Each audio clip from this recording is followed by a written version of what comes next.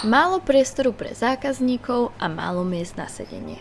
Menšie podniky s týmto problémom sú odkázané na vonkajšie priestory. Medzi nich patrí aj kaviareň Momenta, ktorá sídli na zelenom trhu. Napriek zdraženiu pre nich neotvorenie letnej terasy neprichádzalo do úvahy. Vůbec jsme nepřemýšleli nad tím, že zahrádku neotevřeme, vzhledem na to, že celé léto máme plnou zahrádku a navýší nám kapacitu snad o 60%. Pre historické centrum Brna je zdraženie takmer štvornásobné. Minuloročná cena 6 korún za meter štvorcový na deň stúpla až na 20 korún českých.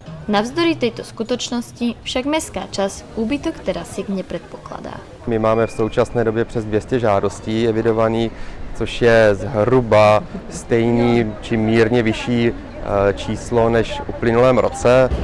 Takto signifikantné zdraženie sa vzťahuje na podniky nielen v historickom centre Brna, ale aj na Moravskom námestí. Vo zvyšných lokalitách mestskej časti Brno Stred je základná sadzba nižšia. Výška prenájmu je 10 korún za meter štvorcový na jeden deň. Zmena sa týka aj menších terasiek.